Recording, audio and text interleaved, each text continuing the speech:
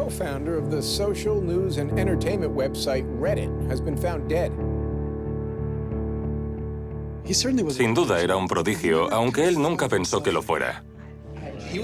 No lo movía la ambición de montar una empresa y ganar dinero. There's a profound sense of loss tonight in Highland Park, Aaron Swartz's hometown, as loved ones say goodbye to one of the internet's brightest lights. Open access and computer activists are mourning his loss. An astonishing intellect. You talk to people who knew him. He was killed by the government, and MIT betrayed all of its basic principles. They wanted to make an example out of him, okay?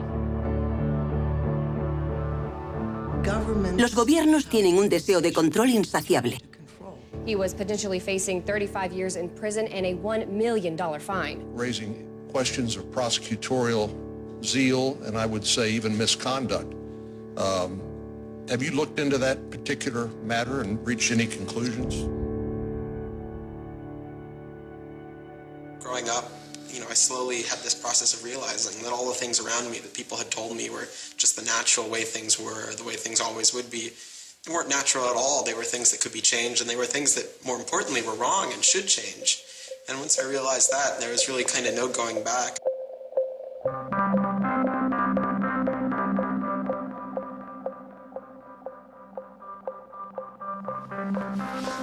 Welcome to Story Reading Time.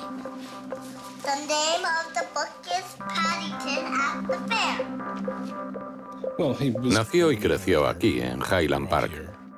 Aaron tenía 2 hermanos y todos eran muy inteligentes. No siempre nos portábamos bien. Éramos 3 niños pequeños corriendo por la casa y causando problemas.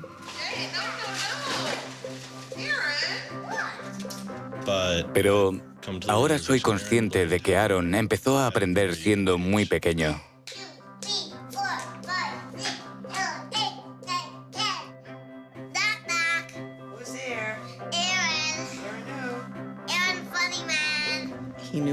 Sabía lo que quería y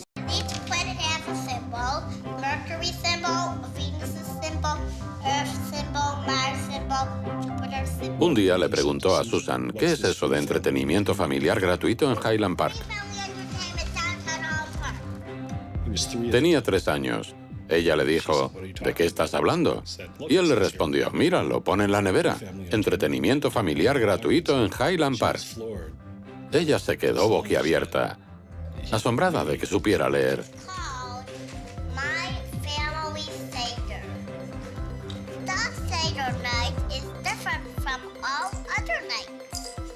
Recuerdo que una vez estábamos en la biblioteca de la Universidad de Chicago. Cogí de la estantería un libro de 1900, se lo enseñé y me dijo, este sitio es extraordinario. Todos éramos muy curiosos, pero a Aaron le encantaba aprender y enseñar.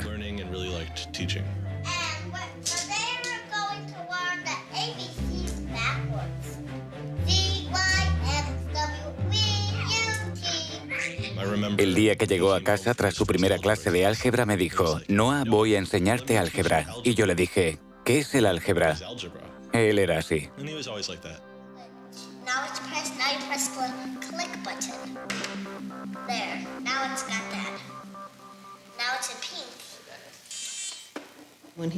Cuando tenía 2 o 3 años, Bob le mostró un ordenador y se volvió loco con ello.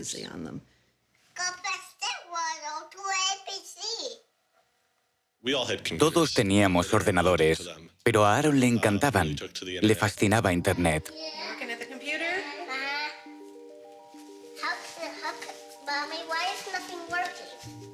Empezó a programar cuando era muy joven.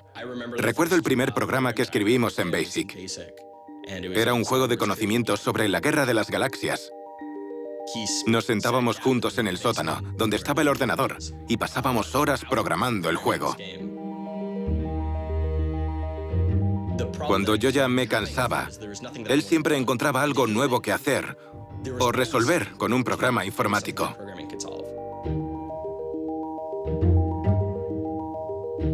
Aaron consideraba la programación como algo mágico para lograr cosas que las personas corrientes no podían. Aaron hizo un cajero automático usando un Creative Macintosh y una caja de cartón. Un año en Halloween No recuerdo de qué quería disfrazarme, pero a él le pareció una idea fantástica que me disfrazara de su nuevo ordenador favorito, que en aquel momento era el iMac. Él odiaba disfrazarse, pero le encantaba convencer a los demás de que fuésemos como a él le gustaba.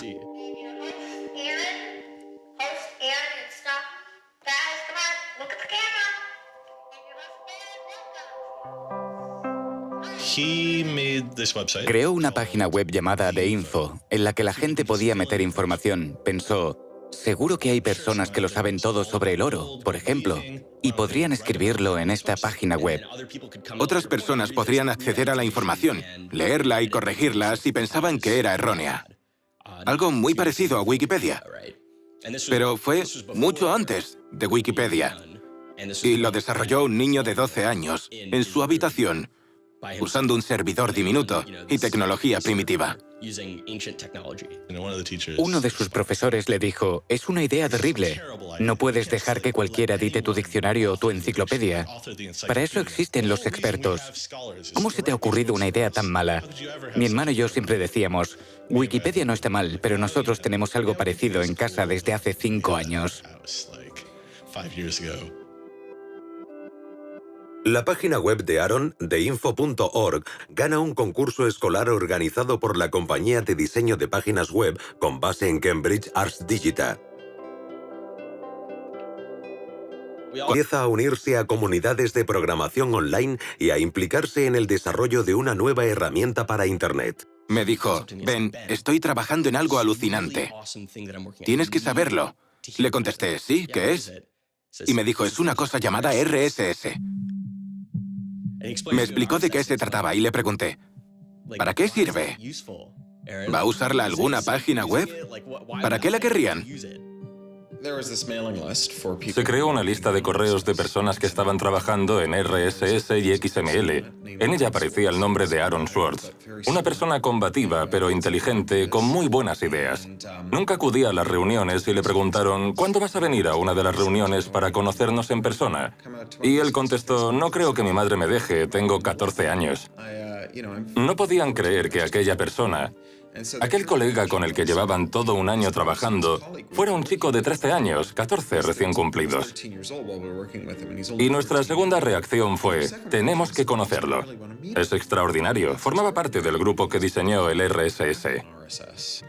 Él ayudó a construir los cimientos del hipertexto moderno. Y la parte concreta en la que él trabajaba, el RSS, era una herramienta que permitía obtener extractos de texto de otras webs. Normalmente se usa para los blogs. Si queremos leer los blogs de 10 o 20 personas, extraemos su contenido en formato RSS, que es una síntesis de todo lo que publican. De ese modo, podemos elaborar una recopilación de noticias de otras páginas. Aaron era muy joven, pero veía que la tecnología era imperfecta y buscaba formas de mejorarla.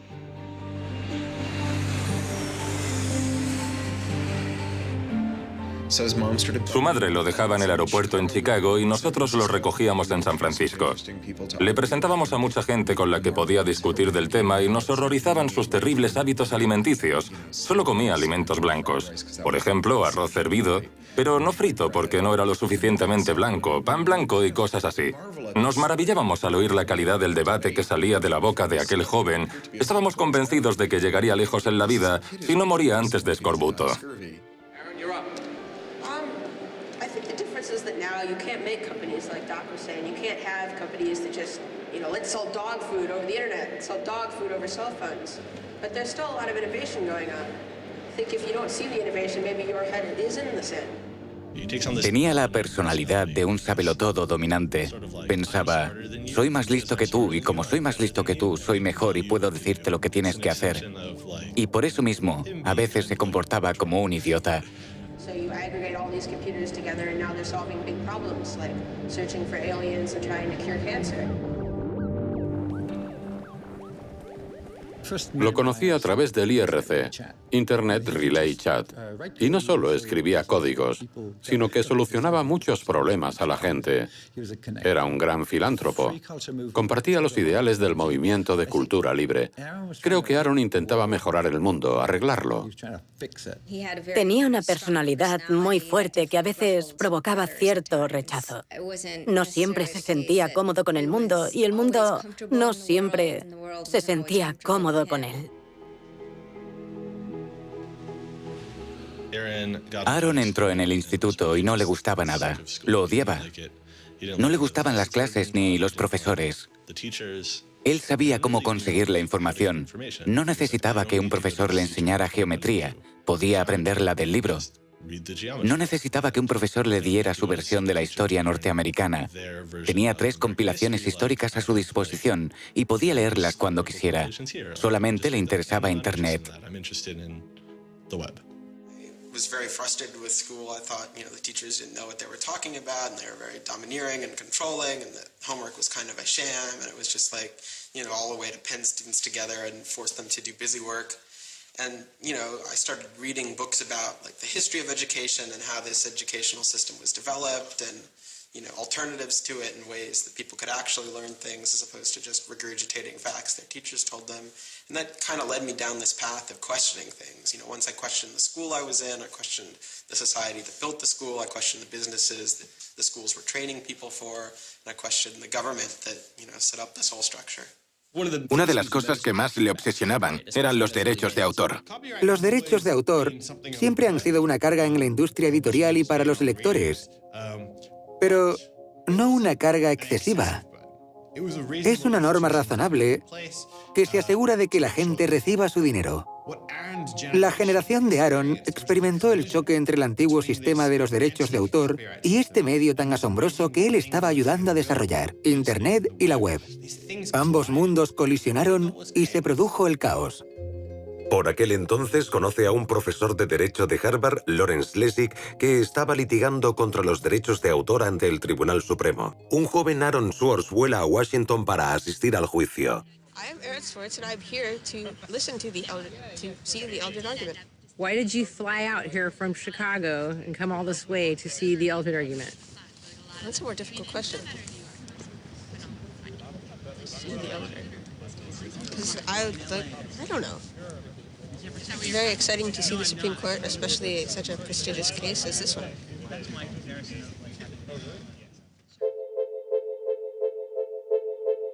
Lessig también trabaja en una nueva forma de definir los derechos de autor en Internet. Se llama Creative Commons. Creative Commons se basa en la idea de dar a los creadores una forma de identificar su creatividad, respetando la libertad que eso conlleva. Así, mientras todos los derechos de autor son reservados, en nuestro modelo solo algunos lo son. Buscamos una forma sencilla de decir, esto es lo que puedes hacer con mi trabajo, pero necesitas mi permiso para estas otras cosas. El trabajo de Aaron era la parte informática, redactar las licencias para que fueran sencillas y comprensibles, para que los ordenadores pudieran procesarlas. La gente preguntaba, ¿por qué se encarga un chico de 15 años de redactar las especificaciones de Creative Commons? ¿No creéis que es un gran error? Y Larry decía, el error sería no hacer caso a este chico. Ni siquiera era lo suficientemente alto como para llegar al podio. Antes eran todos fijos, no regulables, y siempre se producía ese momento embarazoso en el que abría la pantalla del ordenador y nadie podía verlo. Come to our website here, and you go to choose license. It gives you this list of options, explains what it means, and you fill out 3 simple questions. Do you want to require attribution? Do you want to allow commercial uses of your work? Do you want to allow modifications of your work? Me dejó impactada al ver que todos aquellos hombres lo trataban como a un adulto. Aaron subió al escenario frente a mucha gente y empezó a hablar de la plataforma que había creado para Creative Commons. Y todo el mundo le prestaba atención. Yo estaba sentada al fondo y solo podía pensar, es solo un niño. ¿Por qué lo escuchan? Pero lo hacían. Yo no entendía bien de qué hablaba. Aunque sus detractores critican la falta de esfuerzo por asegurar a los artistas el pago de su trabajo, el éxito de Creative Commons ha sido enorme. Actualmente, solo en la web Flickr, más de 200 millones de personas usan alguna de las licencias de Creative Commons. Contribuyó con sus habilidades tecnológicas, pero para él no era una cuestión simplemente tecnológica. Aaron solía escribir con franqueza en su blog personal. Pienso mucho las cosas y me gustaría que otros hicieran lo mismo. Trabajo en nuevas ideas y aprendo de la gente. No me gusta excluir a nadie. Soy un perfeccionista, pero no dejo que eso se interponga en las publicaciones. Salvo por la educación y el entretenimiento, no desperdicio mi tiempo en cosas que no causarán impacto. Intento ser amable con todo el mundo, pero odio que no me tomen en serio. No siento resentimiento, no es productivo y aprendo de mis propias experiencias. Quiero hacer del mundo un lugar mejor.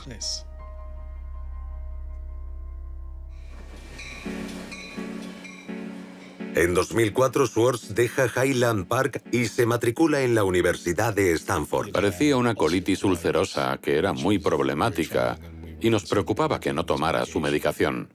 Fue hospitalizado y tenía que tomarse un cóctel de pastillas todos los días. Una de ellas contenía esteroides, lo que detuvo su crecimiento y lo hizo sentir diferente del resto de los estudiantes. Creo que Aaron se presentó en Stanford dispuesto a terminar su carrera y acabó metido en un programa para estudiantes muy cualificados que en 4 años acabarían siendo grandes magnates y dirigirían las principales empresas del país. Y creo que eso le molestaba muchísimo. En 2005, tras solo un año de universidad, Schwartz recibe una oferta de trabajo para una nueva empresa llamada Y Combinator, dirigida por Paul Graham. Dijo, se me ha ocurrido una idea para una página web. Y a Paul Graham le encantó. Así que Aaron dejó los estudios y se mudó a este apartamento. Este era el apartamento de Aaron cuando se mudó aquí. Recuerdo que mi padre se quejaba de lo difícil que era encontrar un piso de alquiler porque Aaron no tenía nómina y había dejado la universidad. Él vivía en lo que ahora es el salón y algunos de estos carteles son de cuando estaba aquí. Esta es la biblioteca. Ahora hay más libros, pero muchos son de Aaron. El sitio de Aaron de Y Combinator se llama Infogamy, una herramienta para hacer páginas web, pero Infogamy apenas tiene usuarios y Schwartz acaba fusionando su proyecto con otro de Y Combinator que necesita ser rescatado. Lo dirigen Steve Huffman y Alexis Ohanian y se llama Reddit. There we were, starting from almost nothing. No users, no money, no code, and growing day by day into a hugely popular website. And it showed no signs of letting up. First we had 1,000 users, then 10,000, then 20,000, and on. It was just incredible. Reddit ha llegado a lo más alto y es un rincón dedicado a los amantes de la informática. Hay mucho humor, mucho arte y la visitan todas las mañanas para enterarse de las noticias. Reddit roza el caos a cierto nivel. Así que, por un lado, es un sitio en el que la gente habla de las noticias del día, de tecnología, de política y de otros problemas. Pero también hay mucho contenido no seguro y material ofensivo. Hay algunas secciones en las que los trolls se sienten como en casa. Así que en ese sentido, Reddit ha generado mucha polémica. Podríamos decir que está al límite del caos. Reddit llama la atención del gigante editorial Condé Nast, que les hace una oferta para comprar la compañía. Les ofrecieron mucho dinero, tanto que molestaba a mi padre con preguntas como ¿dónde voy a guardar tanto dinero? Sería mucho. Muchísimo dinero. Probablemente más de $1 millón. Pero no sé cuánto. ¿Y qué edad tenía en ese momento? 19 o 20 años. En este mismo apartamento se sentaban en unos sofás hechos polvo y se dedicaban a trabajar en Reddit. Cuando la vendieron, organizaron una gran fiesta. Al día siguiente se mudaron a California y me dieron las llaves a mí.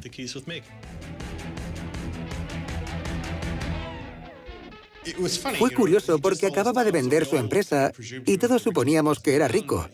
pero dijo, voy a instalarme en esta habitación que parece una caja de zapatos. No necesito más. No era mucho mayor que un armario. Para él, la idea de gastar el dinero en objetos de lujo era impensable. Siempre decía, me gusta vivir en apartamentos, así que no voy a gastar una fortuna en una mansión. Y me gusta vestir con vaqueros y camisetas, así que no voy a gastar dinero en ropa. Para él no era importante. Lo que sí es importante para Schwartz es cómo fluye el tráfico de Internet y qué nos llama más la atención. In the old system of broadcasting, you were fundamentally limited by the amount of space in the airwaves. You know, you could only send out 10 channels over the airwaves of television, right? Or even with cable, you had 500 channels. On the internet, everybody can have a channel. Everyone can get a blog or a MySpace page. Everyone has a way of expressing themselves. And so what you see now is not a question of who gets access to the airwaves. It's a question of who gets control over the ways you find people. You know, you start seeing power centralizing in sites like Google, these sort of gatekeepers that tell you where on the internet you want to go, the people who provide you your sources of news and information. So it's not, you know, only certain people have a license to speak. Now everyone has a license to speak. It's a question of who gets heard. Cuando empezó a trabajar en Condé Nast, en San Francisco, llegó a la oficina y quisieron darle un ordenador con una serie de programas instalados. Le dijeron que no podía instalar nada nuevo en él, lo que para un programador es ultrajante.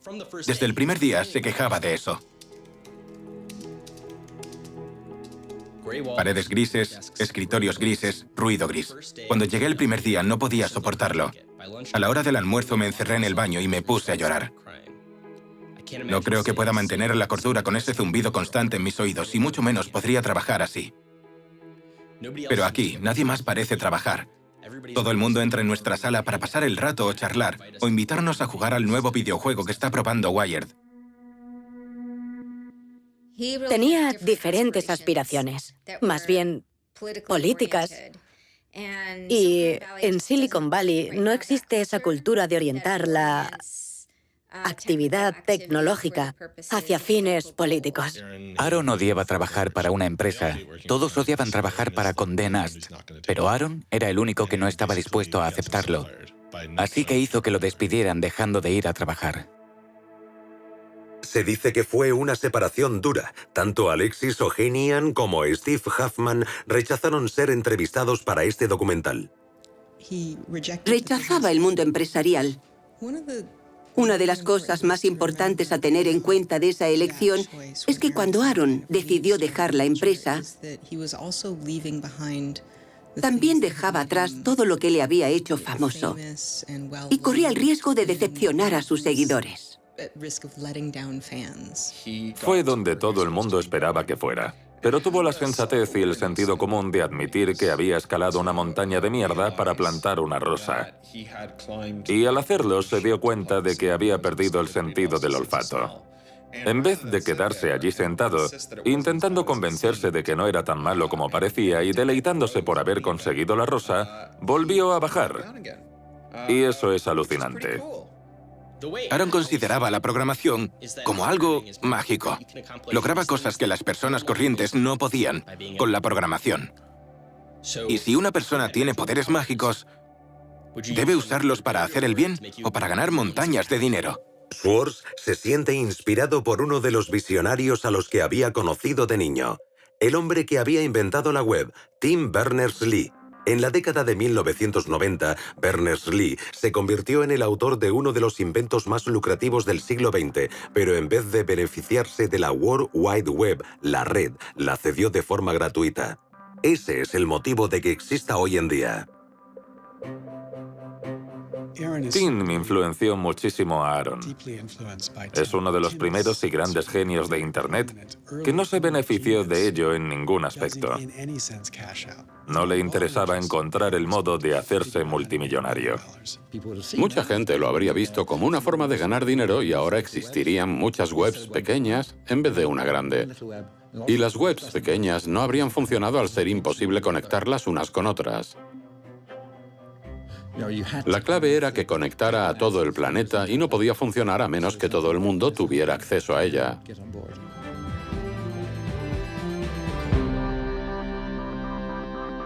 I mean, I feel very strongly that it's not enough to just live in the world as it is, to just kind of take what you're given and, follow the things that adults told you to do and that, your parents told you to do and that society tells you to do.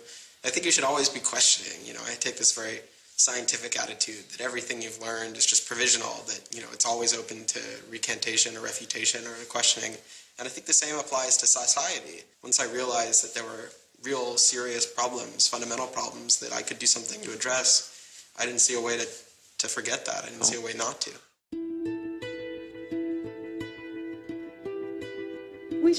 Empezamos a pasar mucho tiempo juntos, como amigos. Hablábamos durante horas, todas las noches. Tendría que haber comprendido que él estaba flirteando conmigo, pero creo que hasta cierto punto yo pensaba que era mala idea, que era imposible y que lo mejor era fingir que aquello no estaba sucediendo. Mi matrimonio se derrumbaba y yo no tenía dónde ir. Nos fuimos a vivir juntos y me llevé a mi hija conmigo. Amueblamos la casa y llevábamos una vida muy tranquila. Hacía mucho tiempo que mi vida y la suya no eran tan tranquilas.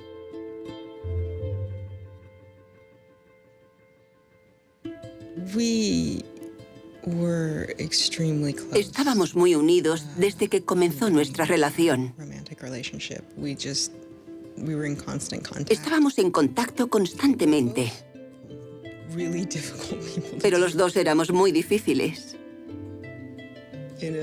Durante una discusión, él me confesó que tenía una canción favorita y le pedí que me la pusiera. Se trataba de Extraordinary Machine, de Fiona Apple. Creo que le gustaba porque transmite esa sensación de prepararse para una batalla. Y también porque inspira mucha esperanza.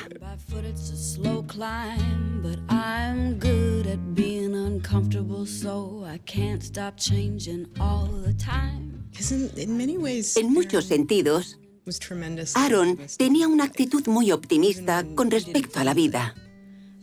Incluso cuando no lo sentía, podía ser muy optimista.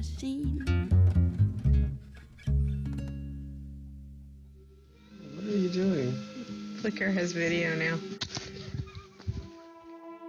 Schwartz se vuelca en una serie de nuevos proyectos relacionados con el acceso a información pública, incluido un portal de aprovechamiento de recursos llamado watchdog.net y una página llamada The Open Library. The Library Project is a website that you can visit at openlibrary.org, and the idea is to be a huge wiki, an editable website with one page per book. So for every book ever published, we want to have a web page about it that combines all the information from publishers, from booksellers, from libraries, from readers, onto one site, and then gives you links where you can buy it, you can borrow it, or you can browse it. I love libraries. I'm the kind of person who goes to a new city and immediately seeks out the library. That's the dream of Open Library, is building this website where both you can leap from book to book, from person to author, from subject to idea, go through this vast tree of knowledge that's been embedded and lost in big physical libraries that's hard to find, that's not very well accessible online, is really important because books are a cultural legacy. Books are the place people go to write things down, and to have all that swallowed up by one corporation is kind of scary. ¿Cómo se da acceso público al dominio público? Puede parecer obvio tener acceso público al dominio público, pero no es así. Lo de dominio público debería ser accesible para todo el mundo, pero a menudo está protegido, suele estar blindado. Es como tener un parque nacional con un foso alrededor y armas para protegerlo y evitar que alguien intente disfrutar de él. Una de las cosas que interesaban a Aaron era dar acceso público al dominio público, y fue eso lo que lo metió en tantos problemas. Intenté acceder a los archivos del Tribunal Federal de Estados Unidos y me encontré con un confuso sistema llamado PACER, acrónimo de Acceso Público a los Archivos Electrónicos del Tribunal. Empecé a buscar por Internet y fue entonces cuando di con Carl Malamud. Access to legal materials in the United States is a $10 billion per year business. Pacer es una increíble abominación del servicio público. Cuesta 10 centavos la página y tiene unos códigos totalmente incomprensibles. No se puede buscar ni marcar nada y hay que introducir una tarjeta de crédito, pero son archivos públicos. Los tribunales de distrito son muy importantes porque ahí es donde comienzan muchos de nuestros litigios. Los casos de derechos civiles, los de patentes y muchos más. Y los periodistas, los estudiantes, los abogados, mucha gente necesita acceder a Pacer y el sistema se resiste. Las personas sin medios no pueden leer las leyes tan fácilmente como aquellas que tienen un American Express. Es un impuesto por el acceso a la justicia. La ley es el sistema operativo de nuestra democracia. ¿Y tenemos que pagar para verla? No parece muy democrático. Ganan unos 120 millones de dólares al año con el sistema Pacer. Y no cuesta eso, según sus propios registros. De hecho, es ilegal. La ley e-Government de 2002 declara que el tribunal puede cobrar únicamente lo necesario para cubrir los gastos que conlleva mantener Pacer. Como fundador de public.resource.org, Malamud decidió protestar por el cobro de Pacer.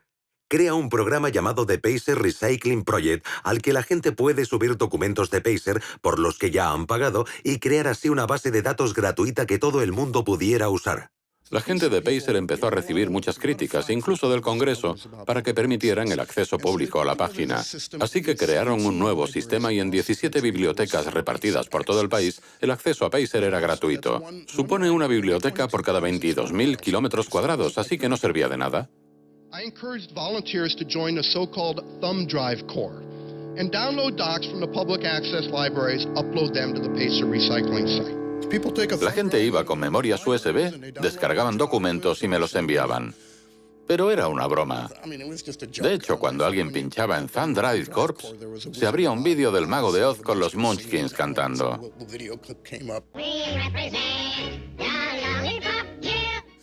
Recibí una llamada de Steve Schultz y Aaron diciéndome, queremos unirnos a Thumb Drive Corps. En esa época, coincidí con Aaron en una conferencia.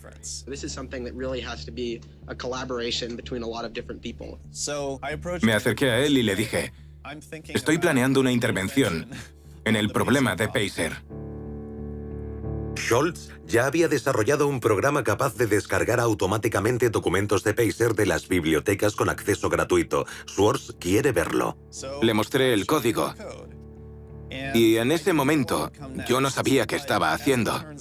Pero luego resultó que durante el resto de horas que duró la conferencia, se había sentado en un rincón para mejorar mi código con la ayuda de un amigo suyo que vivía cerca de una de esas bibliotecas y que fue hasta allí y empezó a probar el código mejorado. En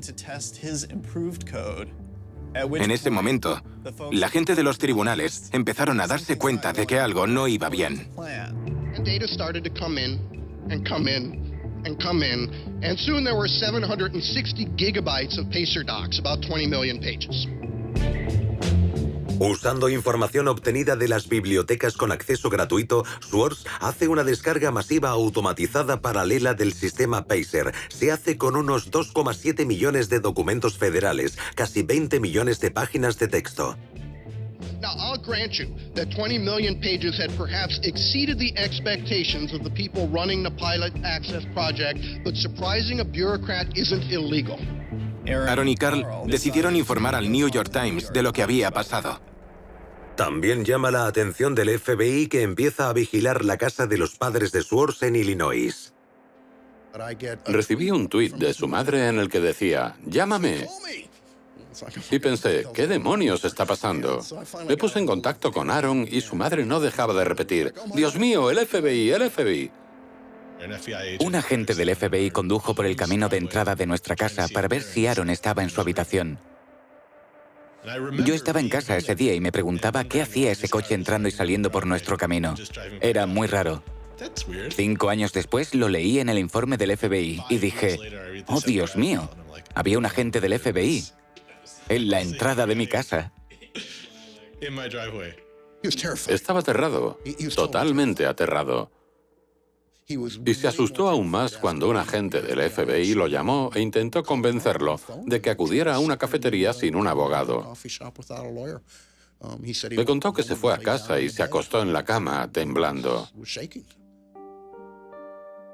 La descarga saca a la luz un gran número de violaciones de las leyes de privacidad en los documentos de los tribunales y estos se ven obligados a cambiar su política. El FBI cierra el caso sin presentar cargos. Hasta el día de hoy me parece increíble que alguien, incluso en el puesto más insignificante del FBI, pudiera pensar que el dinero de los contribuyentes debía destinarse a investigar a una persona por robo criminal en base a que había hecho públicas sentencias. ¿Cómo pueden llamarse representantes de la ley y pensar que hacer públicas las sentencias no está bien? Aaron estaba dispuesto a arriesgarse por las causas en las que creía. Molesto por las injusticias sociales, Swartz va más allá de la tecnología y se involucra en una gran variedad de causas políticas. Fui al Congreso y lo invité a venir conmigo para trabajar en prácticas durante un tiempo. De ese modo podría aprender el proceso político. Y se dedicó a aprender el funcionamiento, a adquirir nuevas habilidades y a hackear la política. It seems ridiculous that miners should have to hammer away until their whole bodies are dripping with sweat, faced with the knowledge that if they dare to stop, they won't be able to put food on the table that night, while I get to make larger and larger amounts of money each day just by sitting and watching TV. But apparently the world is ridiculous.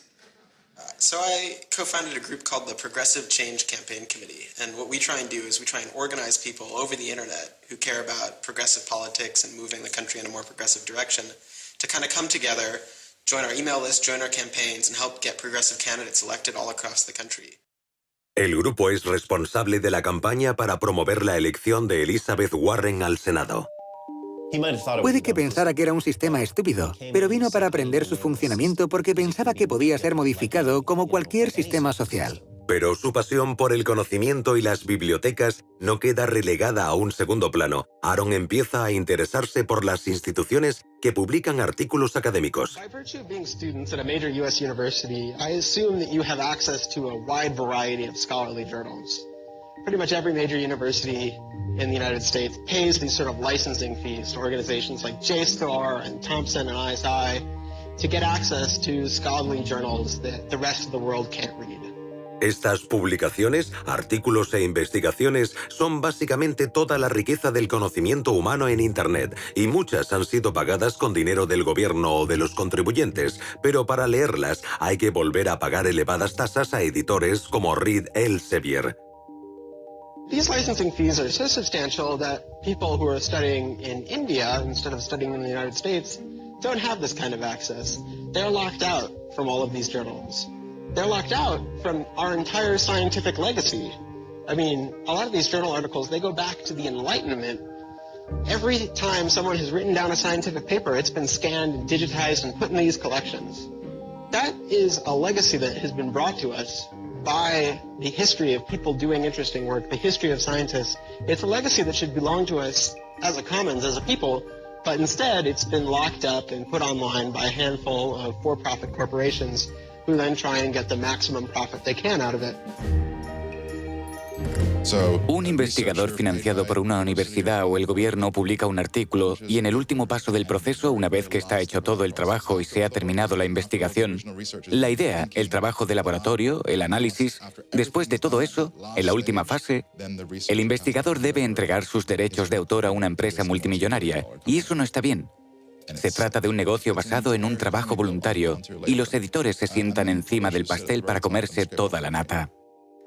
Es una estafa. Una editorial de Gran Bretaña obtuvo unos beneficios de $3.000 millones el año pasado. Es un timo. JSTOR juega un papel insignificante en esta historia, pero por algún motivo fue la empresa a la que Aaron decidió desafiar. Asistió a varias conferencias sobre acceso libre y publicación libre. No sé quién era la persona de JSTOR, pero en un momento dado Aaron le preguntó: ¿cuánto costaría liberar el material de JSTOR para siempre? Y le contestó, creo que dijo $200 millones, algo que a Aaron le parecía absurdo. Trabajando con una beca en Harvard, se entera de que los usuarios de la red del MIT, abierta y muy rápida, tienen acceso a los contenidos de JSTOR. Schwartz aprovecha la oportunidad. You have a key to those gates. And with a little bit of shell script magic, you can get those journal articles. El 24 de septiembre de 2010, Schwartz registra un portátil láser recién comprado en la red del MIT con el nombre de Gary Host. El usuario se registra como Ghost Laptop. No pirateó JSTOR en el sentido tradicional de la palabra. La base de datos de JSTOR estaba organizada, así que le resultó muy fácil averiguar cómo descargar todos los artículos. Estaban numerados, así que no tuvo más que poner barra, número de artículo 444.024 y 25 y 26. Creó un script o guión de comandos en Python llamado keygrabbing.py, que fue cogiendo un artículo tras otro. Al día siguiente, Ghost Laptop empieza a coger artículos, pero la IP del ordenador no tarda en ser bloqueada. Para Schwartz no es más que un pequeño alto en el camino. Cambia la dirección IP del portátil y sigue descargando. JSTOR y el MIT toman varias medidas para tratar de impedir la descarga cuando se dan cuenta. Y cuando esas medidas no funcionaron, JSTOR negó el acceso del MIT a su base de datos. Así que durante un tiempo jugaron al gato y al ratón, accediendo a la base de datos de JSTOR. Por supuesto, Aaron era el gato, ya que su habilidad tecnológica era muy superior a la de los informáticos de JSTOR que intentaban proteger el sistema. En el sótano de uno de los edificios había un cuarto de comunicaciones abierto. Y en vez de conectarse por Wi-Fi, bajó hasta allí, conectó el ordenador directamente a la red y lo dejó descargando todos los artículos con un disco duro externo. Sin que Schwartz lo sepa, su ordenador y el disco duro son descubiertos por las autoridades, que no detienen la descarga. En vez de eso, instalan una cámara de vigilancia. Encontraron el ordenador en el sótano de un edificio del MIT. Podrían haberlo desconectado, haber esperado a que el propietario volviera para decirle: «Oye, ¿qué estás haciendo? Corta eso, ¿quién eres tú?». Pero no lo hicieron. Querían grabarlo para reunir pruebas en su contra. Ese es el único motivo por el que se graba una cosa así.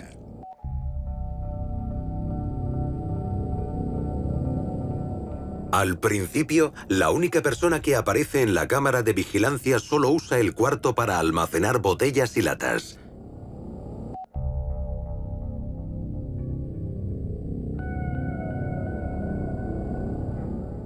Pero días después, la cámara graba a Schwartz.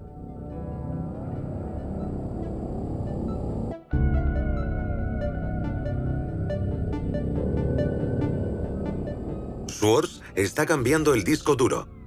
Lo saca de su mochila, desaparece de la imagen durante unos 5 minutos y luego se marcha.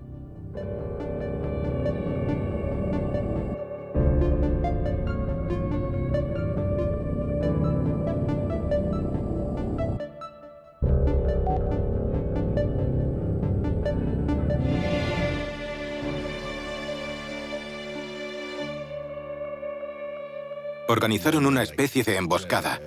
Él volvía a casa en bici desde el MIT y de repente aparecieron varios coches de policía y empezaron a seguirlo. Él contaba que los agentes lo embistieron. Me dijo que no se dio cuenta de que eran policías que querían arrestarlo. Pensaba que alguien intentaba atacarle. Me dijo que lo golpearon.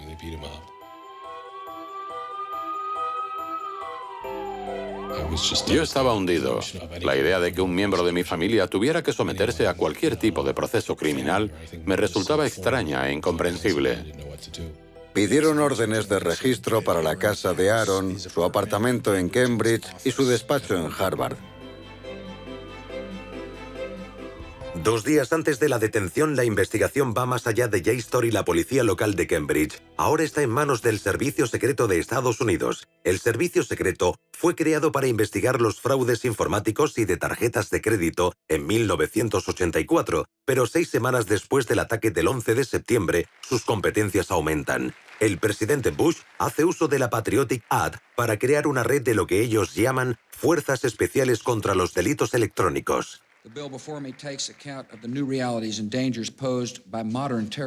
Según el servicio secreto, actúan principalmente contra actividades de gran impacto económico, grupos criminales organizados y estafas relacionadas con las nuevas tecnologías. El servicio secreto lleva el caso de Swords a la Fiscalía de Boston. Había un tipo en la fiscalía con el título de director de las Fuerzas Especiales o la División de Delitos Informáticos. No sé a qué se dedicaría, pero uno no es fiscal de crímenes informáticos si no tiene crímenes informáticos que resolver. Así que se abalanzó sobre el caso, decidió llevarlo él, no se lo asignó a ninguna otra persona de la fiscalía. Es Steven Hyman. El fiscal Steven Hyman se mantiene apartado de la vida pública desde el arresto de Aaron Swartz, pero podemos verlo en este episodio del programa de televisión American Greed, grabado en la época de la detención de Aaron. En él describe su anterior caso contra el famoso pirata informático Alberto González, que le valió una enorme atención mediática y numerosos elogios. González organizó el robo de más de 1 millón de números de tarjetas de crédito con sus claves de seguridad, el mayor fraude de su clase en la historia. Aquí Hyman describe a González y da su opinión sobre la piratería. These guys are driven by a lot of the same things that we're driven by. They have an ego, they like challenge, and of course they like money and everything you can get from money.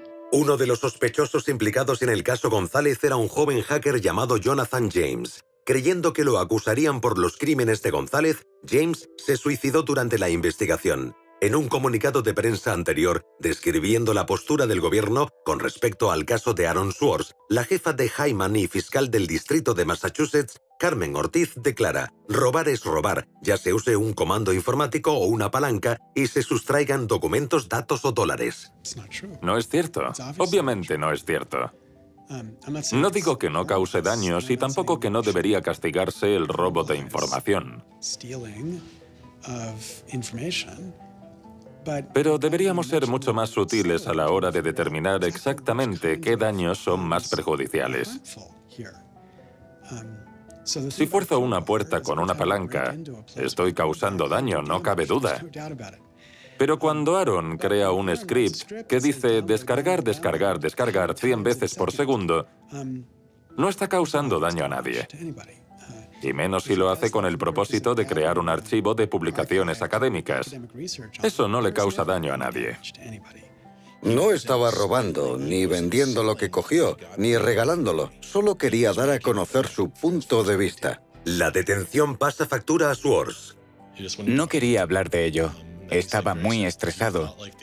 Si yo pensara que el FBI va a llamar a mi puerta en cualquier momento y me van a detener nada más salir, o al ir a hacer la colada, o que entraran en mi apartamento si no cierro bien la puerta, estaría realmente estresado. Así era como se sentía Aaron. Se volvió bastante sombrío.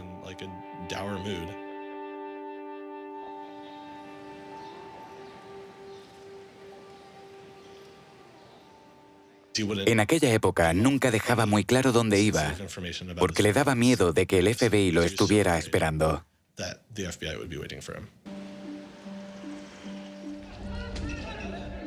Es una época de activismo social y político sin precedentes. La revista Time nombraría como persona del año 2011 al manifestante.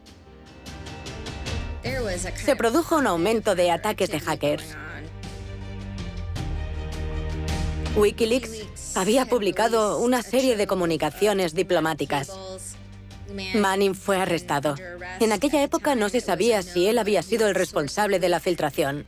Anonymous, una especie de grupo de protesta del que forman parte muchos hackers, empezó a hacer de las suyas.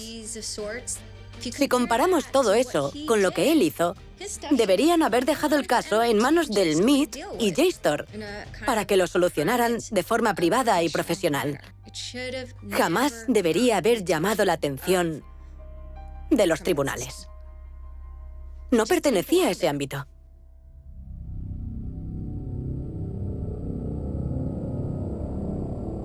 Antes de ser acusado, y 1 año de arresto domiciliario sin usar ordenadores en ningún momento. A cambio, Schwartz debe declararse culpable de un delito grave. Allí estábamos. No teníamos ni idea de cuál era la acusación del gobierno ni sus pruebas, pero debíamos tomar la decisión. Y nuestro abogado insistía en que aceptáramos. El gobierno nos ponía unos requisitos innegociables y todo el mundo nos decía que las probabilidades de ganar eran mínimas. Así que, aunque no fuera culpable, más le valía aceptar el trato. Boston tiene su propia división de delitos informáticos con muchos abogados, probablemente más de los que necesitan. Y seguramente tenían una enorme cantidad de casos que no podían llevar a juicio porque algunos delincuentes viven en Rusia o pertenecen a corporaciones con abogados que cobran 500 o 700 dólares la hora que se enfrentarían a ellos. Y después estaba el caso de este chico. Era fácil demostrar su culpabilidad y el FBI ya lo tenía fichado. Así que, ¿por qué no ir a por él con todo el peso de la ley? Sería bueno para la imagen del fiscal y la del gobierno, porque demostrarían que estaban luchando contra todo tipo de terroristas. Estaba muy asustada. Me daba miedo que se llevaran mi ordenador y acabar en la cárcel por el contenido de mi ordenador. En mi portátil tenía material confidencial procedente de fuentes de mi anterior trabajo. Y mi prioridad es mantener siempre la privacidad de mis fuentes.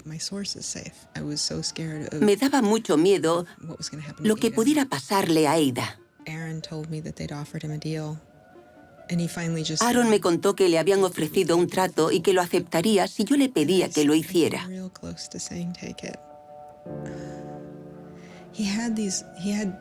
Me faltó muy poco para pedírselo. Tenía aspiraciones políticas serias que había desarrollado cuando decidió abandonar su trabajo corporativo y comenzar esta nueva vida dedicada al activismo político. Pero pensaba que no podía seguir por ese camino habiendo cometido un delito. Una vez me dijo, estábamos paseando junto a la Casa Blanca y me dijo, ahí no dejan trabajar a delincuentes.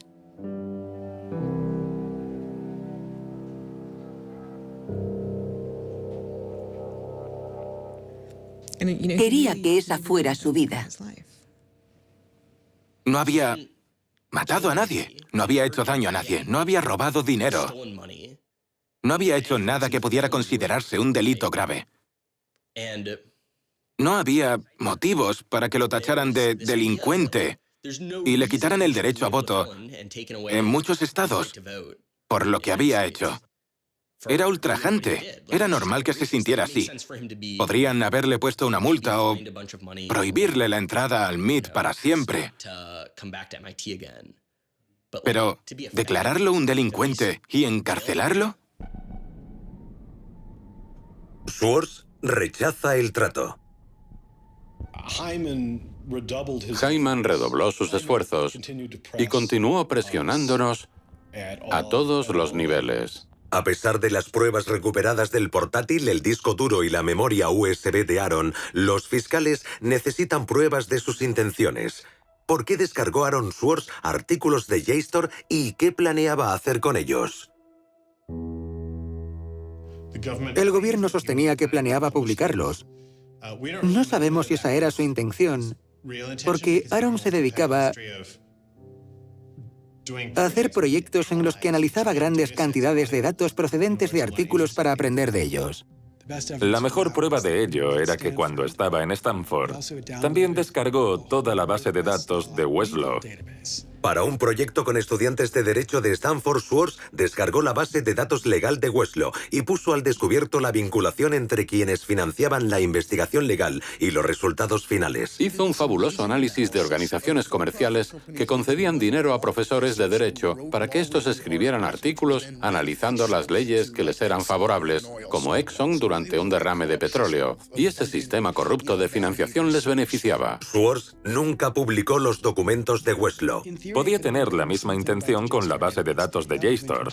Era algo totalmente aceptable. Pero si por otro lado tenía intención de crear un servicio equiparable a JSTOR, como su propio Harvard Law Review, y cobrar por ello. Entonces se trataba de un delito criminal porque estaría intentando explotar ese material comercialmente. Pero sería de locos pensar que pretendía eso. También cabía la posibilidad de que su intención fuera hacer pública toda esa información. Y dependiendo de sus intenciones, la ley debía considerarlo de un modo u otro. El gobierno lo acusaba de un delito comercial, como si hubiera robado datos de tarjetas de crédito, ese tipo de delitos. No sé qué pensaba hacer con esa base de datos, pero un amigo suyo me dijo que quería analizarlos en busca de pruebas de financiación empresarial en investigaciones sobre el cambio climático que pudieran modificar las conclusiones. Y yo me lo creo.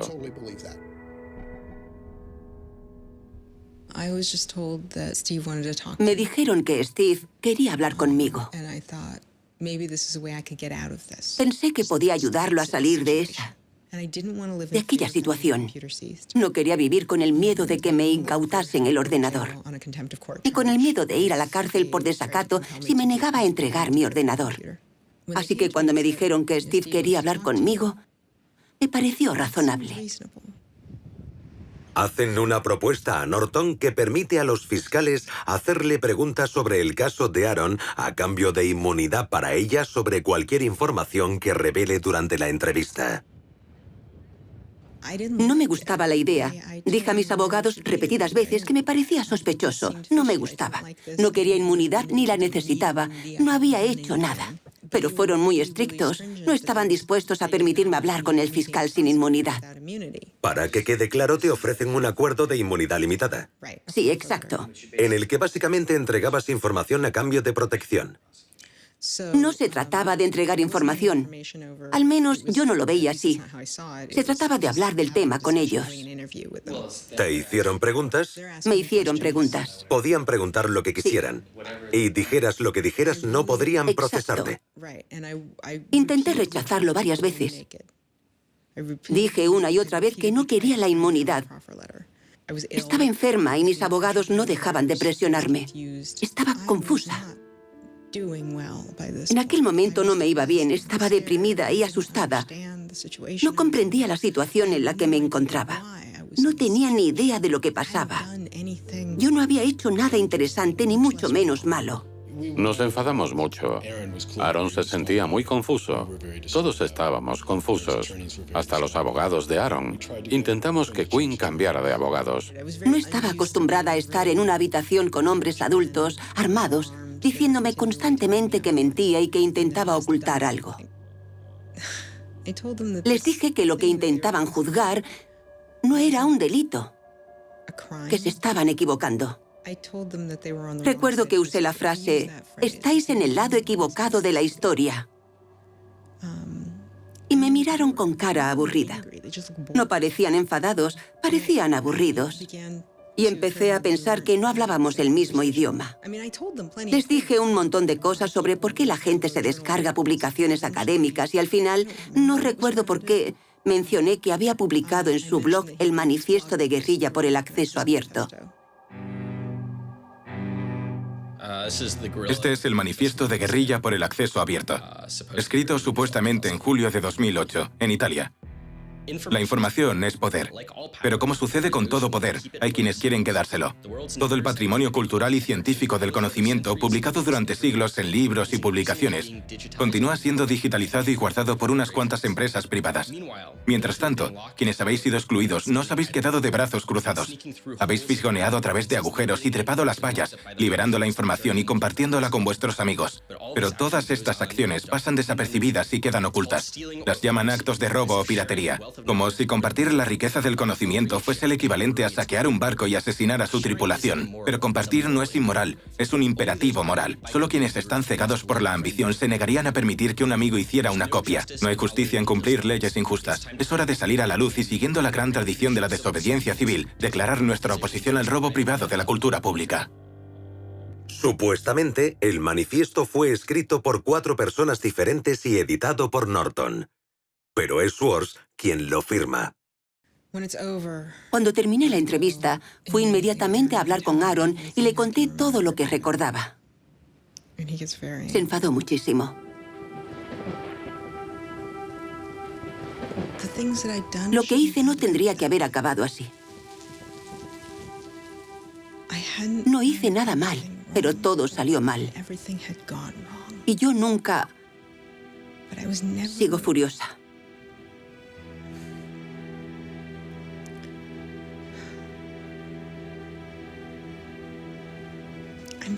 Sigo furiosa por haber intentado por todos los medios que aquella gente hiciera lo correcto y que ellos lo volvieran todo en mi contra, haciéndome daño de todas las maneras posibles. En ese momento, lamenté haber dicho todo eso. Pero sobre todo lamento que aceptemos eso como algo normal, que nos parezca bien. Que mantengamos un sistema judicial que conduce a la gente a pequeñas trampas que pueden arruinarte la vida. Ojalá no hubiera dicho aquellas cosas. Pero lo que más me enfurece es que todo siga igual. Y que la gente piense que eso está bien. Usaron todos los métodos imaginables para sonsacarle información que perjudicara a Aaron y que pudiera ayudar a la fiscalía. Pero no creo que la información que dio fuera relevante para el gobierno.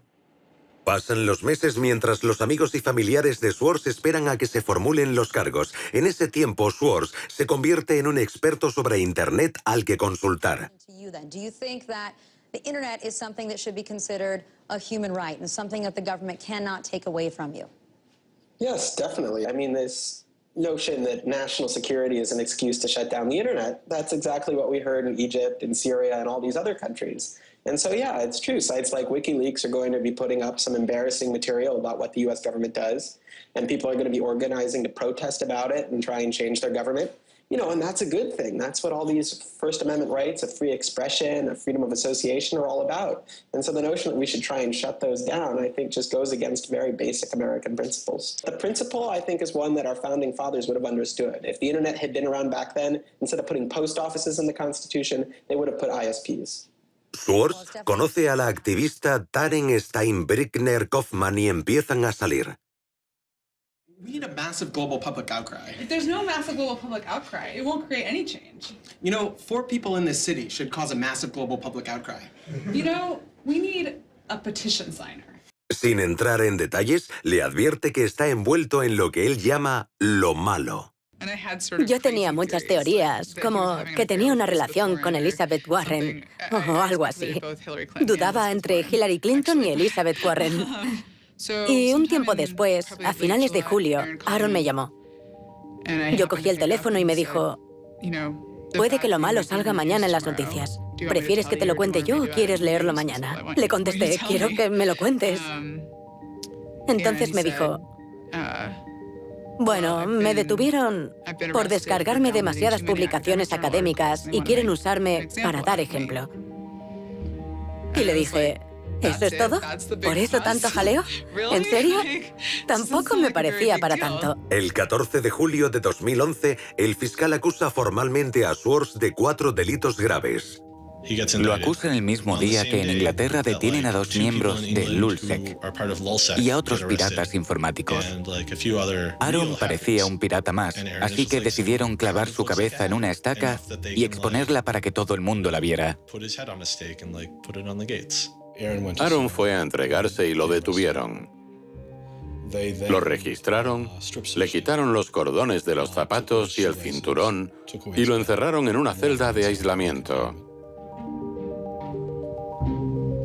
La Fiscalía del Distrito de Massachusetts emite un comunicado declarando: Schwartz se enfrenta a 35 años de cárcel, seguidos de 3 años de libertad condicional, embargo de bienes y una multa de hasta $1 millón. Sale en libertad bajo fianza de $100.000. El mismo día, el principal afectado, JSTOR, retira todos los cargos contra Schwartz y se niega a proseguir el caso.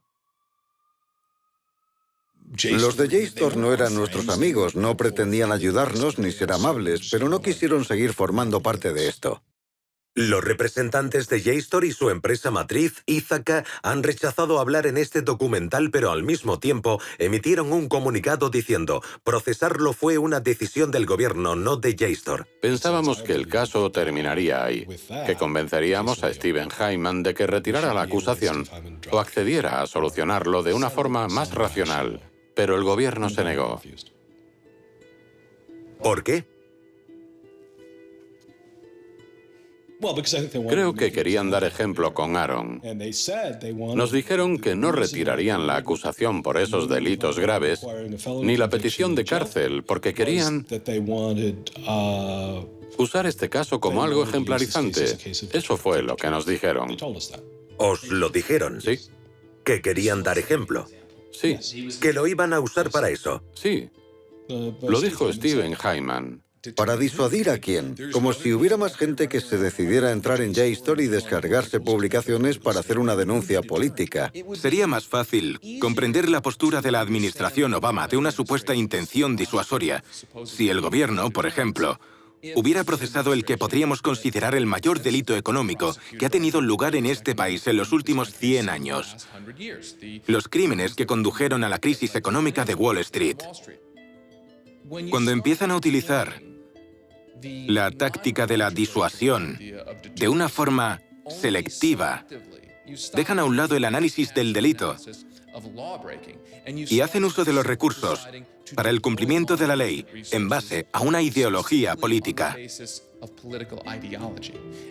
Y eso no es solo antidemocrático, es incluso antiestadounidense.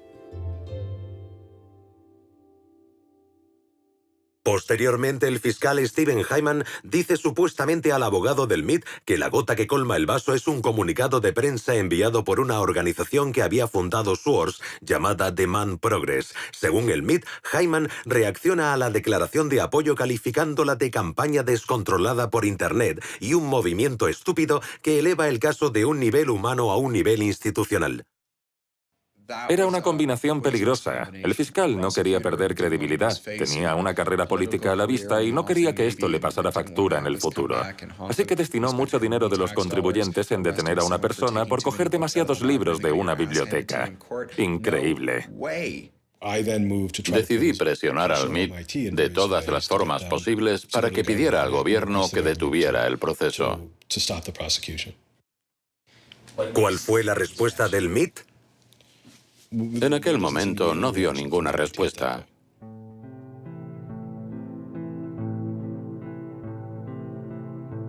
El MIT no defendía a Aaron, lo que para muchos miembros de su comunidad parecía ultrajante, porque sin duda es un centro que promueve la cultura hacker en cierto sentido. En el MIT, la idea de saltar barreras y meterse por túneles prohibidos no es solo un rito de iniciación. Es prácticamente parte de su filosofía. Abrir cerraduras es casi una asignatura obligatoria. Tenían la autoridad moral necesaria para interrumpir el proceso. El MIT no se plantó en ningún momento y dijo a los federales: no hagáis esto, no queremos que hagáis esto, os estáis pasando, estáis yendo demasiado lejos. Se comportaron como cualquier otra gran empresa. Ayudaron al gobierno, no nos ayudaron a nosotros. No se veían en la obligación y no intentaron pararlo. El MIT se negó a hacer comentarios al respecto, pero posteriormente emitieron un comunicado diciendo que intentaban mantener una posición neutral y que pensaban que a los fiscales les daba igual lo que el MIT pudiera pensar o decir sobre el caso. El comportamiento del MIT parecía en total desacuerdo con sus principios. Cabría pensar que decidieron no implicarse, y estaban en su derecho. Pero en este caso, esa postura de neutralidad era un claro apoyo a la fiscalía. Tanto Steve Jobs como Steve Wozniak empezaron vendiendo una cajita azul diseñada para defraudar a la compañía telefónica. Bill Gates y Paul Allen comenzaron sus negocios usando los ordenadores de Harvard, algo que estaba en contra de las normas. La diferencia entre Aaron y las personas que he mencionado es que él quería un mundo mejor, no ganar dinero. Swords continúa hablando abiertamente de los problemas de Internet. the internet works is because of the competitive marketplace of ideas. And what we need to be focusing on is getting more information about our government, more accessibility, more discussion, more debate. But instead, it seems like what Congress is focused on is shutting things down. Aaron pensaba que podía cambiar el mundo, explicando claramente cómo funcionaba ese mundo. Literally control your computer and make it spy on you. Welcome, Aaron. Good to have you back on the show here. You know, just like spies used to in olden days put microphones and tap what people were saying, now they're using computers to do the same things. La actividad política de Swartz continúa. Su atención se centra ahora en un proyecto de ley que estudia el Congreso destinado a frenar la piratería. Su nombre es SOPA, la Stop Online Piracy Act. Activistas como Peter Eckersley la consideran excesiva, ya que amenaza la integridad de Internet. Una de las primeras cosas que hice fue llamar a Aaron. Le pregunté, ¿podemos organizar una gran campaña en contra de esto? This isn't a bill about copyright. It's not? No, he said. It's a bill about the freedom to connect. Now I was listening. Se lo pensó un tiempo y luego me dijo que sí. Fue entonces cuando fundó Demand Progress. Demand Progress es una organización activista por Internet. Contamos con 1,5 millones de miembros y se creó en otoño de 2010. Aaron fue una de las personas que más contribuyó al activismo en contra de los problemas de justicia social en este país. SOPA fue la primera ley destinada a restringir la piratería online de música y cine. Pero lo que hacía era tratar con un martillo un problema que necesitaba un bisturí.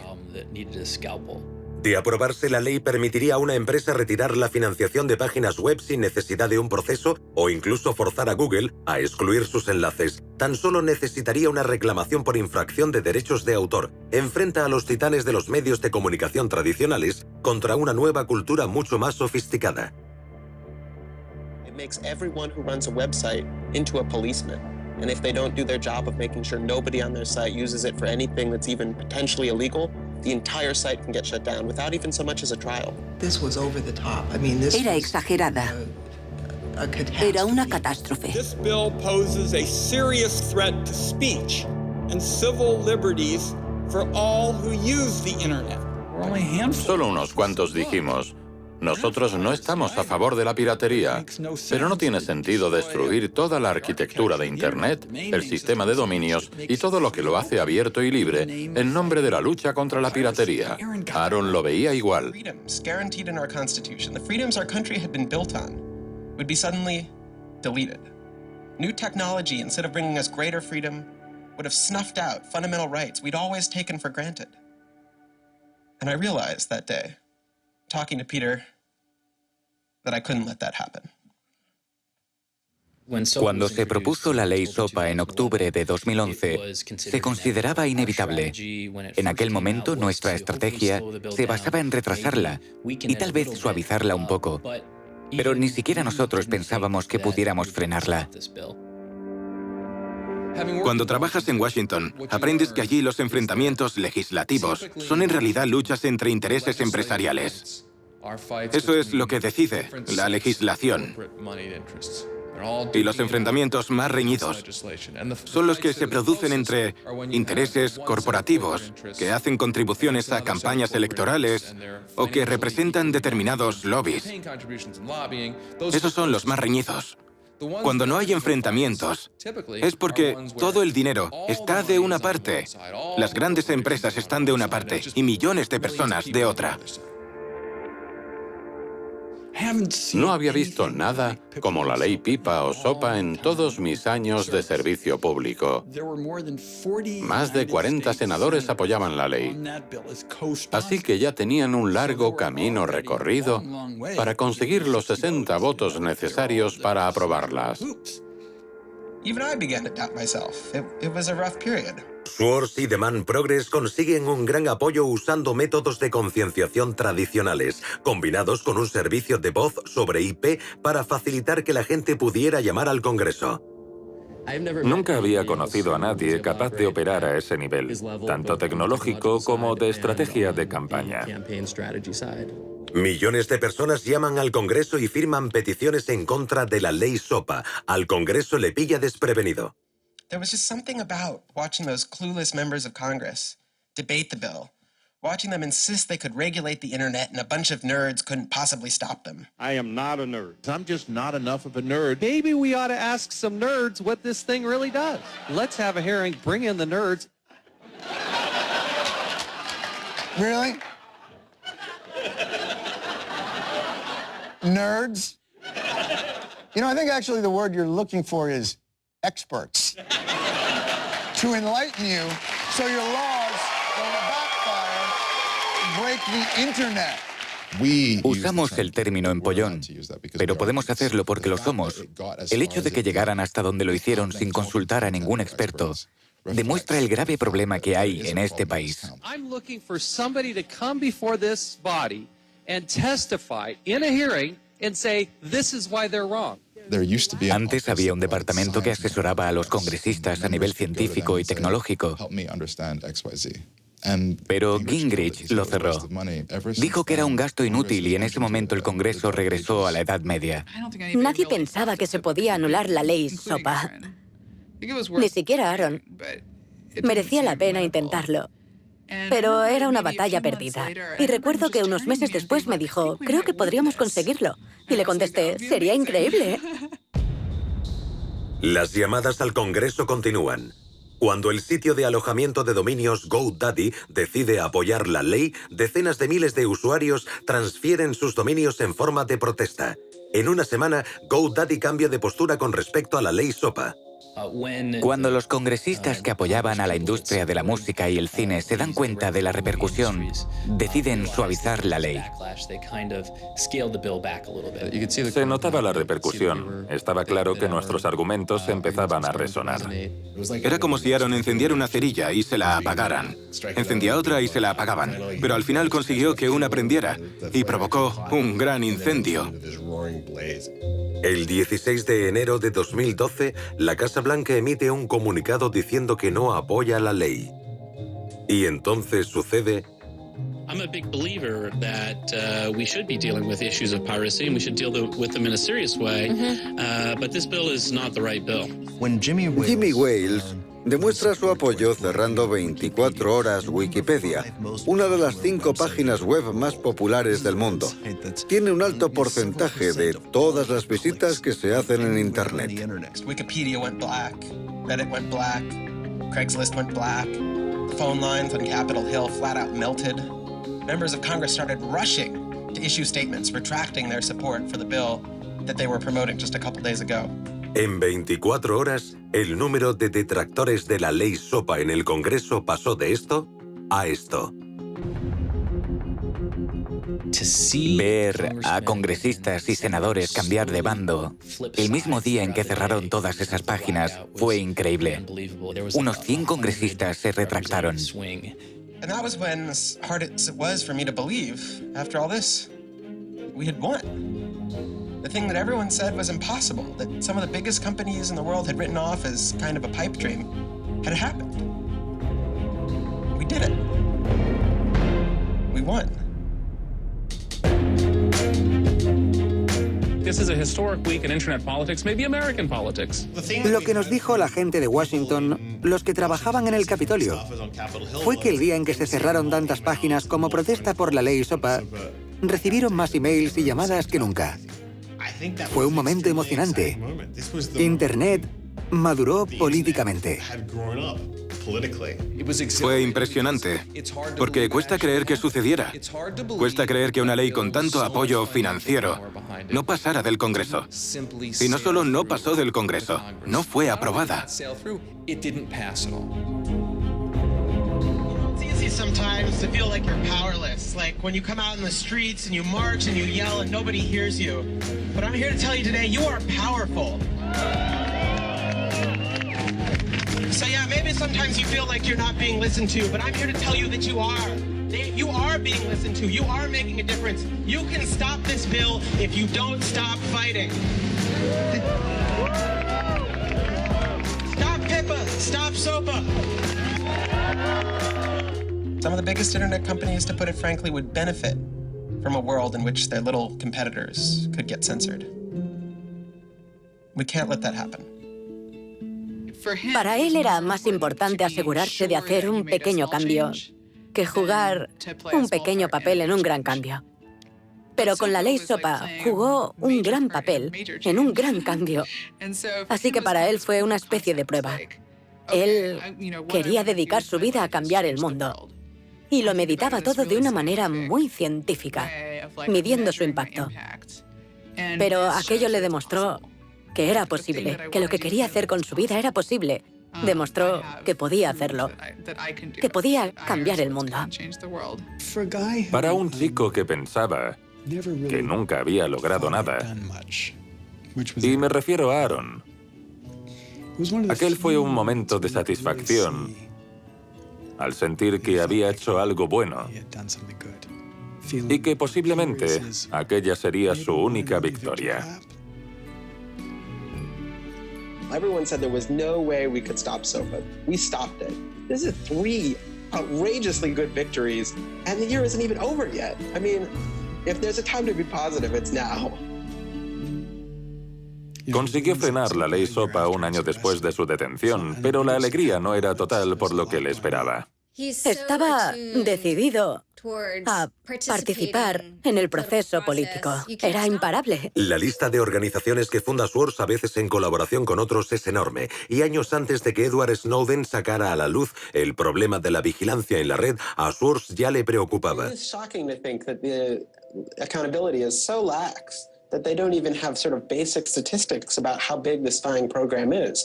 And if the answer is, oh, we're spying on so many people we can't possibly even count them, then that's an awful lot of people, right? And one thing if they said, look, you know, we know the number of telephones we're spying on, we don't know exactly how many real people that corresponds to, but they just came back and said, we can't give you a number at all.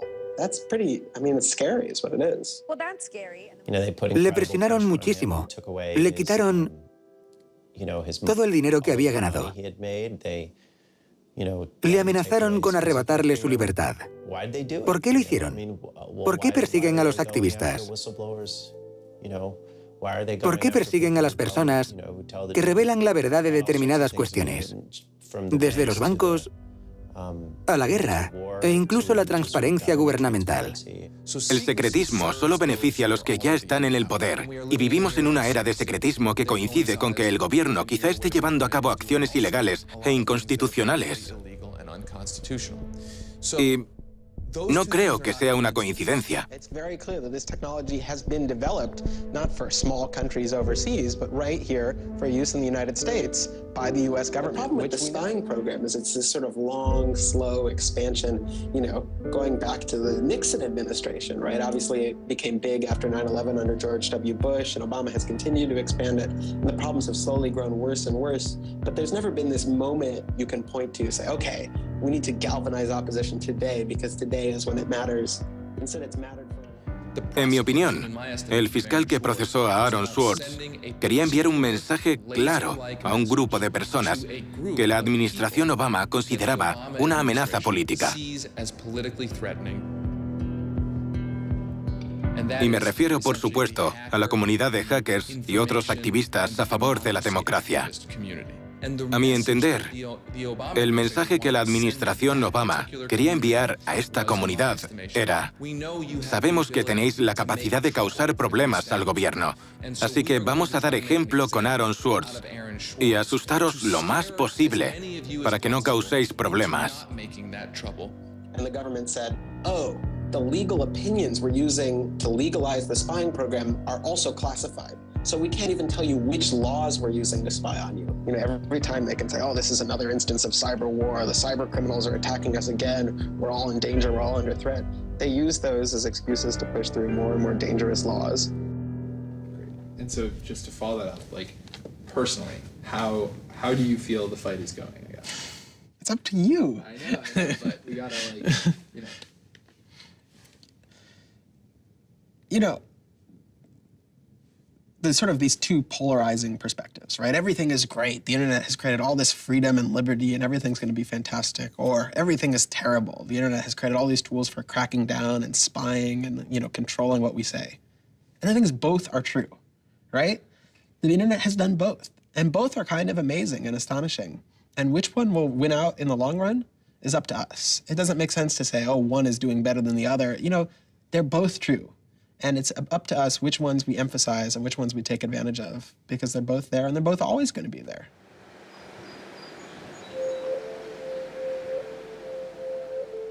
El 12 de septiembre de 2012, los fiscales presentan nuevos cargos contra Swords por fraude electrónico, acceso ilegal a un ordenador y fraude informático. Ahora, en vez de 4 delitos graves, Swords se enfrenta a 13. La presión de la fiscalía aumenta radicalmente, al igual que la posible condena y la multa a pagar.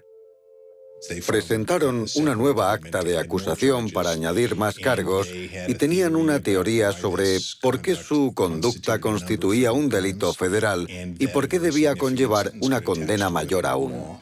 Esa teoría y gran parte de las acusaciones contra Swords se basaban en una ley promulgada en 1986 llamada Ley de Fraude y Abuso Informático.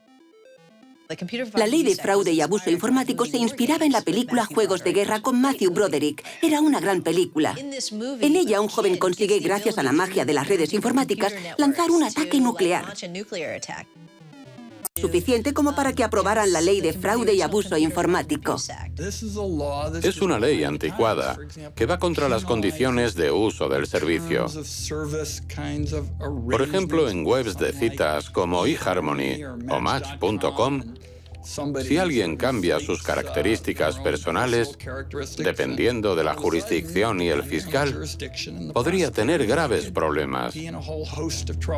Todos sabemos lo que son las condiciones de uso. La mayoría no las leen, pero incumplirlas podría significar estar cometiendo un delito grave. Las condiciones de uso de una web suelen decir: sea amable con los demás o no hagas nada inapropiado. La idea de que la ley penal tenga algo que decir con respecto a estas normas puede parecer una locura a mucha gente. Los ejemplos son incluso más extravagantes. Hasta que se cambió en marzo de 2013, las condiciones de uso de la página web de la revista juvenil 17 decían que había que ser mayor de 18 años para leerla.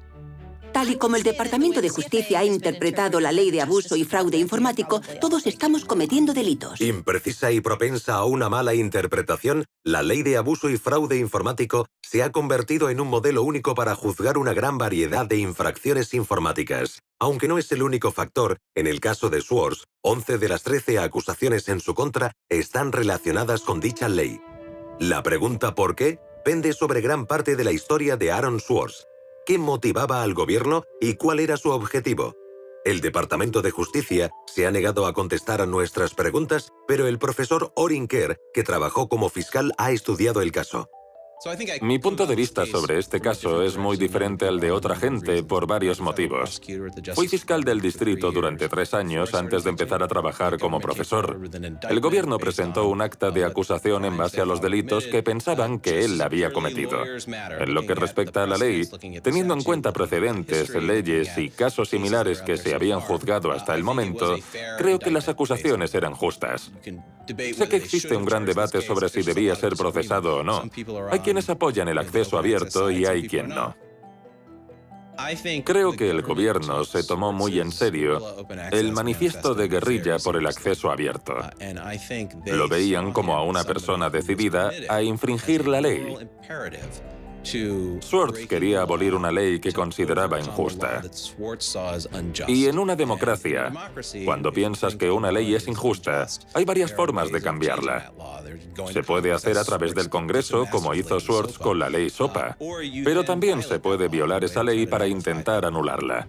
Y creo que lo que motivaba a la Fiscalía era la idea de que Swords no solo estaba decidido a infringir la ley, sino que también quería asegurarse de que quedaba anulada. Que todo el mundo tuviera acceso a la base de datos y sacarla a la luz pública, como la pasta de dientes que no puede volver a meterse en el tubo. No se habría podido hacer nada y Swords habría ganado. Hay muchas discrepancias sobre si es una ley injusta. Y a fin de cuentas es una decisión que debe tomar el pueblo estadounidense a través del Congreso. Por otro lado, seguimos intentando trazar una línea entre los delitos menores y los graves. El campo de la informática es relativamente nuevo y esas líneas aún no están trazadas con exactitud. Seguimos intentando definirlas. Se trata de un mal uso del criterio procesal.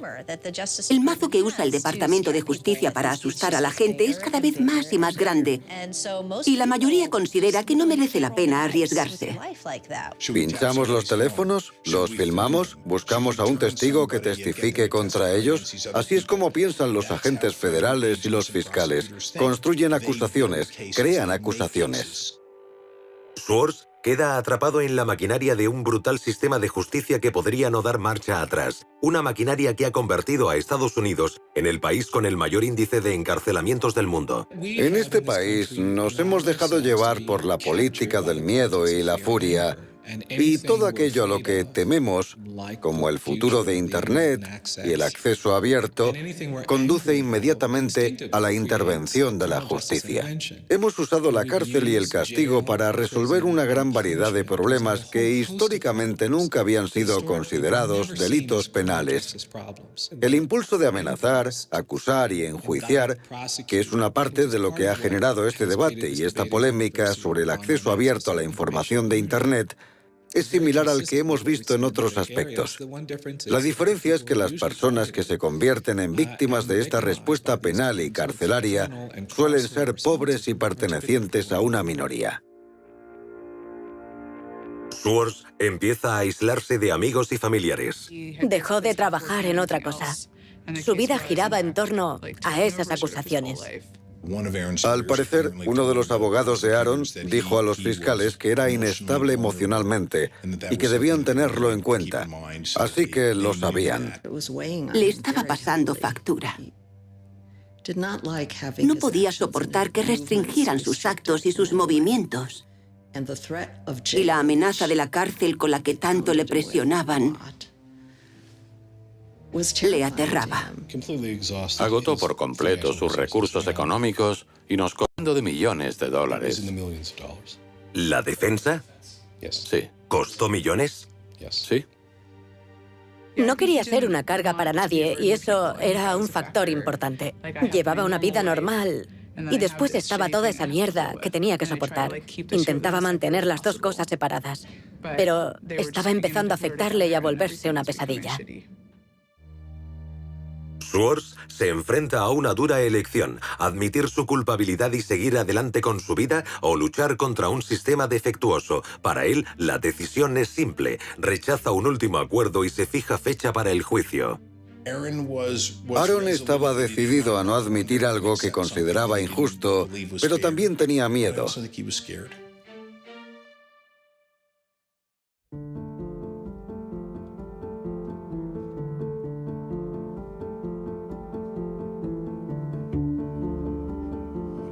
Yo creo que no habrían podido condenar a Aaron. Estoy convencido de que habríamos salido del juzgado, le habría dado un abrazo, habríamos cruzado el río de Boston y nos habríamos tomado unas cervezas. Creo que teníamos razón y estoy convencido de que habríamos ganado el caso. No hablaba mucho de ello, pero se notaba cuánto sufría.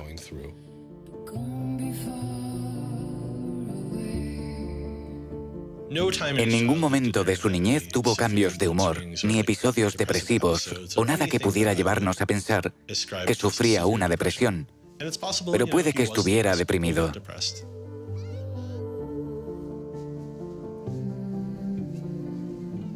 Al principio de nuestra relación, cuando llevábamos 3 o 4 semanas saliendo, me dijo que yo era mucho más fuerte que él. Aaron era débil en muchos sentidos. Le costaba mucho más que al resto sobrellevar ciertas cosas, pero eso también formaba parte de su genialidad. Creo que sufrió una pequeña depresión clínica cuando tenía unos 20 años, pero no mientras estuvo conmigo. No era una persona alegre, pero eso no significaba que fuera depresivo. Simplemente había estado sometido a una enorme presión durante 2 años seguidos y no quería seguir soportándolo. Sencillamente fue demasiado.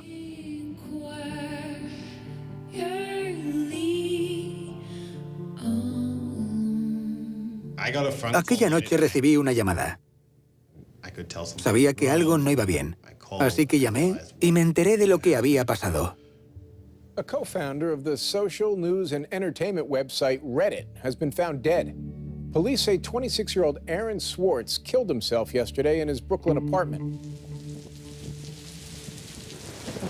Pensé que habíamos perdido a una de las mentes más creativas de nuestra generación. El mundo se me vino abajo en ese momento.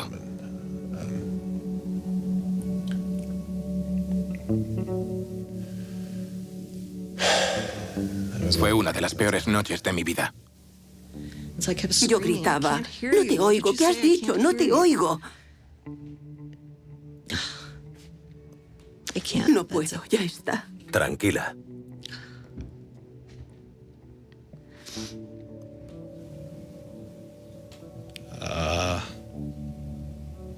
Nadie lo entendía.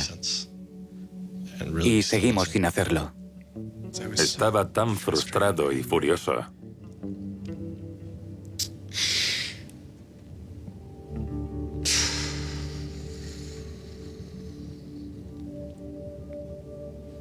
Intenté explicárselo a mis hijos.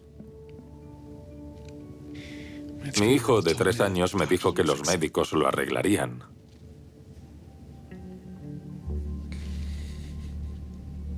Conozco a mucha gente que ha muerto, pero nunca había perdido a nadie así.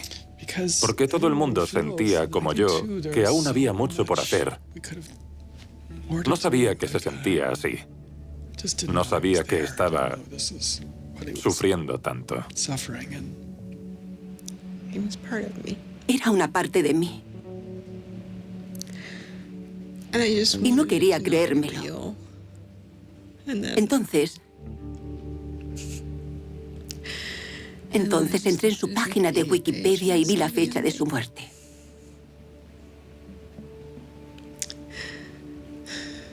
...2013.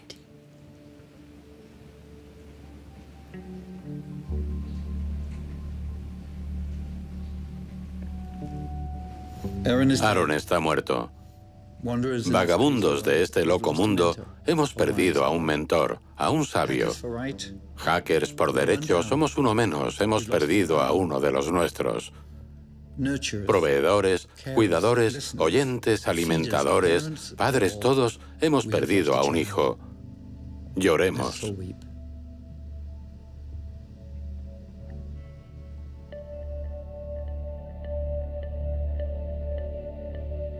Lo primero que pensé fue, ¿y si nadie se da cuenta?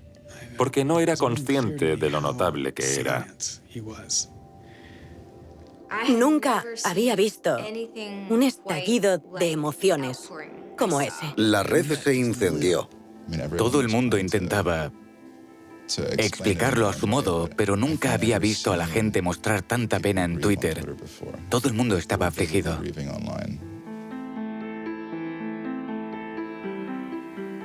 Era el chico de Internet y el viejo mundo lo había matado.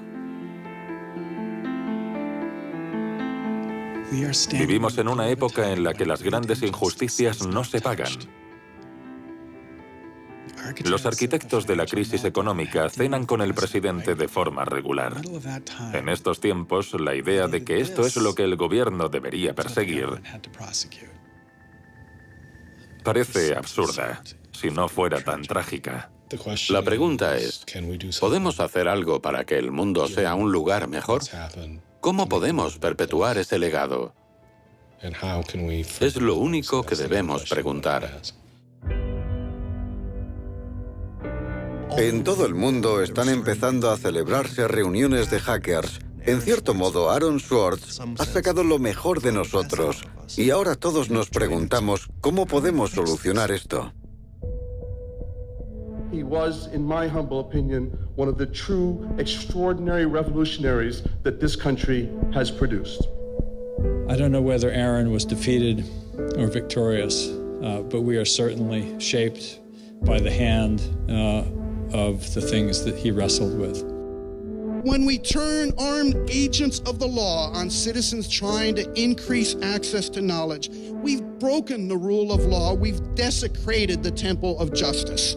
Aaron Swartz was not a criminal. Change does not roll in on the wheels of inevitability. It comes through continuous struggle.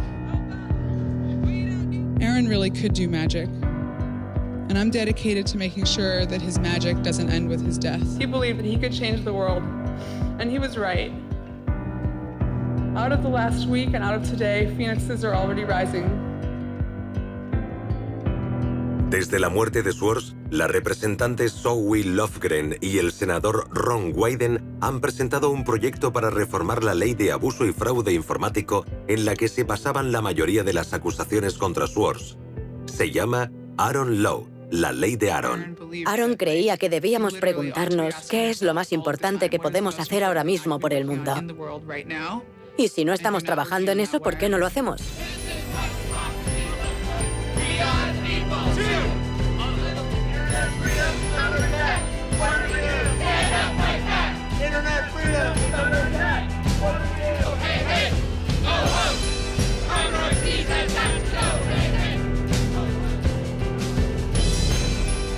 I wish we could change the past, but we cannot. But we can change the future, and we must. We must do so for Aaron. We must do so for ourselves. We must do so to make our world a better place, a more humane place, a place where justice works and access to knowledge becomes a human right. En febrero oí hablar de un chico de 14 años de Baltimore que tenía acceso a JSTOR.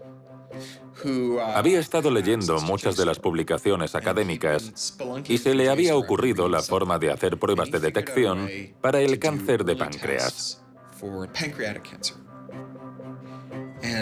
El cáncer de páncreas es mortal porque siempre se detecta demasiado tarde. Cuando lo detectamos es tarde para hacer algo. Envió correos al Departamento de Oncología de Johns Hopkins, cientos de ellos. Un chico de 14 años. Sí, 14 años. La mayoría de la gente lo ignoró, pero un investigador contestó a su correo y le dijo, no es ninguna tontería, ¿por qué no vienes? El chico dedicó las tardes y los fines de semana a trabajar con este investigador y en febrero salió en las noticias. Fue unas semanas después de la muerte de Aaron. Perdón. Este chico dijo que habían encontrado el modo de detectar el cáncer de páncreas en sus primeras etapas y eso iba a salvar muchas vidas. Y luego dijo que por eso era tan importante lo que había hecho Aaron. Porque nunca se sabe. Este conocimiento universal no es tan solo algo que usan los gobiernos para determinar los límites de velocidad en carreteras. También es de donde surgen las pruebas que evitarán que nuestros hijos mueran de cáncer de páncreas. Y si no tenemos acceso al conocimiento, la persona que podría solucionar determinados problemas quizá no dé nunca con la respuesta. He slept so well, he didn't fall out of bed once, not even when he dreamed he was back on the spacecraft. Very good, Aaron. Very good. Yay, Aaron. Okay, now it's song time.